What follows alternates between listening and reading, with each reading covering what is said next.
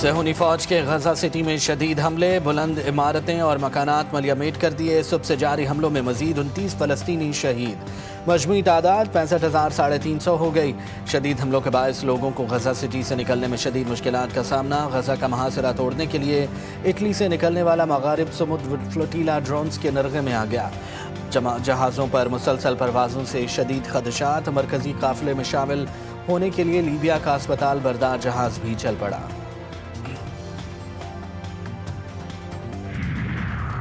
Hamas کا امریکی صدر ٹرمپ کے نام خط، غزہ میں 60 روزہ جنگ بندی کی ضمانت مانگ لی۔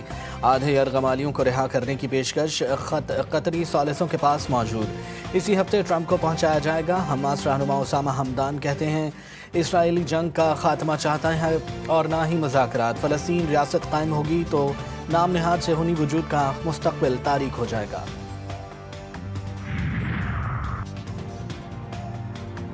فلسطینی صدر محمود عباس نے فلسطینی ریاست تسلیم کرنا پائیدار امن کی جانب اہم قدم قرار دے دیا۔ برطانوی وزیر خارجہ ڈیوڈ کوپر نے کہا کہ دو ریاستی حل زندہ رکھنا برطانیہ کی اخلاقی ذمہ داری ہے۔ اسرائیل کی مقبوضہ علاقوں کو ضم کرنے کی کوشش سے امن خطرے میں پڑ جائے گا۔ جرمن وزیر خارجہ کا انتباہ، یورپی کمیشن کی سربراہ ارسولا ون ڈر لین کا کہنا ہے کہ مقبوضہ علاقے ضم کرنے پر اسرائیل کو سنگین نتائج کا سامنا کرنا۔ برطانیہ میں فلسطینی مشن کی عمارت کو سفارت خانے کا درجہ مل گیا، فلسطینی پرچم بھی لہرا دیا گیا۔ برطانیہ میں فلسطینی سفیر نے کہا کہ فلسطینی ریاست کو تسلیم کرنا تاریخی ناانصافیوں کو درست کرنے اور آزادی، وقار، بنیادی انسانی حقوق پر مبنی مستقبل کے لیے مشترکہ عزم کا اظہار ہے۔ فرانس میں 21 ٹاؤن ہالز پر بھی فلسطینی پرچم لہرا دیا گیا۔ فرانسیسی صدر نے کہا کہ اسرائیلی یرغمالیوں کی رہائی تک فلسطین میں سفارت خانہ نہیں کھولیں گے۔ ایران میں سخت گیر ارکان پارلیمنٹ نے ایک بار پھر ایٹم بم بنانے کا مطالبہ کر دیا۔ 70 ارکان پارلیمنٹ نے سپریم نیشنل سیکورٹی کونسل اور پارلیمنٹ کے نام خط میں دفاعی نظریے اور جوہری ہتھیاروں سے متعلق موقف کا ازسر نو جائزہ لینے پر زور دیا۔ ارکان پارلیمنٹ نے واضح کیا کہ دفاعی نظریہ اس وقت وضع کیا گیا جب مغربی طاقتیں اسرائیلی جارحیت کو روکنے میں کامیاب ہوئیں۔ اسرائیل پاگل پن کے دہانے پر پہنچ گیا ہے، لہٰذا ایران کو بھی پالیسی بدلنے کی ضرورت ہے۔ وزیر اعظم شہباز شریف پاکستان امریکہ پہنچ گئے۔ فلسطین کے دو ریاستی حل پر اقوام متحدہ کی سربراہی کانفرنس کی سعودی عرب اور فرانس مشترکہ صدارت کریں گے۔ فلسطین اور اسرائیل کے مسئلے پر دو ریاستی حل کے لیے عالمی حمایت کو مزید مضبوط بنانے کی کوشش کی جائے گی۔ وزیر اعظم شہباز شریف بھی خطاب کریں گے۔ وزیر اعظم کی امریکی صدر سمیت کئی عالمی رہنماؤں سے ملاقاتیں متوقع۔ نائب وزیر اعظم اور وزیر خارجہ اسحاق ڈار امریکہ پہنچ گئے۔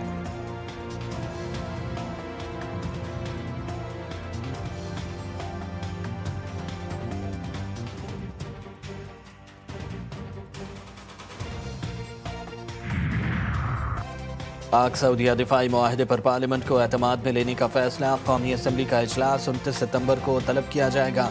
ذرائع کے مطابق وزیر دفاع خواجہ آصف پالیسی بیان کریں گے۔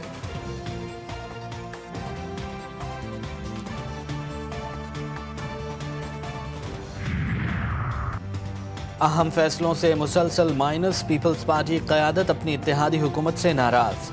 سعودی دفاعی معاہدے پر اعتماد میں لانے کا شکوہ، صدر زرداری اور چیئرمین بلاول بھٹو نے اہم حکومتی شخصیت سے رابطہ کر کے اپنا احتجاج ریکارڈ کروا دیا۔ عرب سربراہی اجلاس میں بلاول بھٹو کو شامل نہ کیا گیا۔ دورہ قطر میں بھی بلاول کو پاکستانی وفد سے الگ رکھا گیا۔ شنگھائی تعاون تنظیم اجلاس میں وزیر اعظم اکیلے شریک ہوئے۔ اقوام متحدہ اجلاس میں بھی پیپلز پارٹی کو مائنس کر دیا گیا۔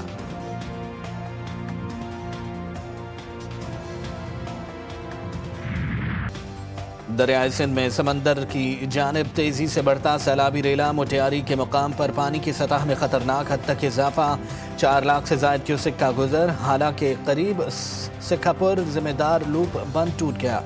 کچے کے علاقوں سکھاپور اور دیگر میں پانی داخل، متعدد دیہات ریاب، کئی مقامات پر تیار فصلیں ڈوب گئیں۔ کسانوں کو شدید نقصان، مکینوں میں شدید خوف و ہراس، بے چینی کی لہر دوڑ گئی۔ عورتوں، بچوں اور بزرگوں کی انتہائی مشکل حالات میں نقل مکانی، حکومتی مشینری صرف دعووں اور بیانات کی حد تک محدود۔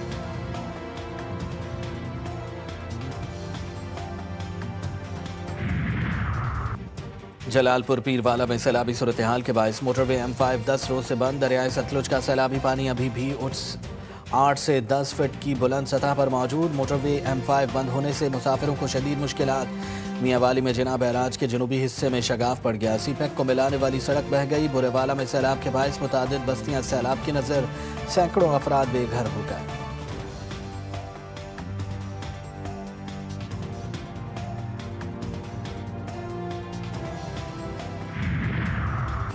اسلام آباد کی مقامی عدالت میں متنازع ٹویٹ کیس، ایمان مزاری اور ہادی علی چٹھا کے ناقابل ضمانت وارنٹ گرفتاری جاری۔ ایڈیشنل ڈسٹرکٹ اینڈ سیشن جج کا دونوں ملزمان کو گرفتار کر کے 24 ستمبر کو عدالت میں پیش کرنے کا حکم۔ پی ٹی آئی رہنماؤں کے خلاف آزادی مارچ کا case, district and session court نے سابق گورنر سندھ عمران اسماعیل کے وارنٹ گرفتاری جاری کر دیے۔ عدالت کا عمران اسماعیل کو گرفتار کر کے پیش کرنے کا حکم۔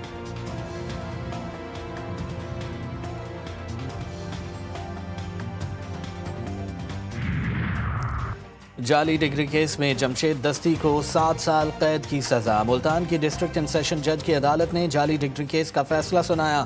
الیکشن کمیشن کے مطابق سندھ ہائر ایجوکیشن کمیشن کے پاس جمشید دستی کی ڈگری کا ریکارڈ موجود نہیں۔ ملزم نے آرٹیکل 62 اور 63 کی خلاف ورزی کی۔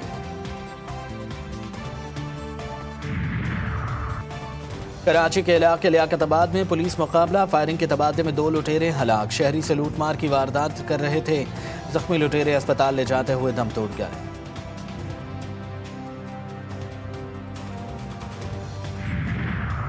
ایشیا کپ میں آج پاکستان کا مقابلہ شری لنکا سے ہوگا۔ فائنل تک رسائی کے لیے گرین شرٹس کو میچ جیتنا ہوگا۔ شکست کی صورت میں اگر مگر کا کھیل شروع ہو جائے گا، سپر 4 مرحلے میں موجود چاروں ٹیموں کے پاس فائنل میں کوالیفائی کرنے کا موقع ہے۔ ایشیا کپ سپر 4 میں بھارت نے پاکستان کو 6 وکٹوں سے شکست دی تھی۔ پاک جنوبی افریقہ ویمنز ون ڈے سیریز، تیسرے میچ میں قومی ٹیم نے جنوبی افریقہ کو 6 وکٹوں سے شکست دے دی۔ نشرہ سندھو کی تباہ کن بولنگ، 6 کھلاڑیوں کو پیویلین کی راہ دکھائی۔ سیدہ عروب شاہ نے بھی 2 کھلاڑی آؤٹ کیے۔ وری مہمان ٹیم 26ویں اوور میں صرف 115 رنز پر ڈھیر ہو گئے۔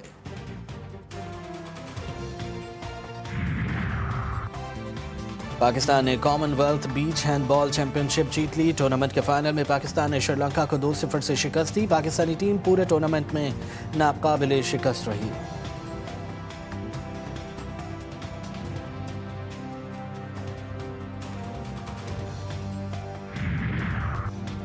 اور 2 گول گپے کم کیوں ملے؟ بھارتی ریاست گجرات میں خاتون نے صرف 2 گول گپے کم ملنے پر سڑک کے بیچ دھرنا دے دیا۔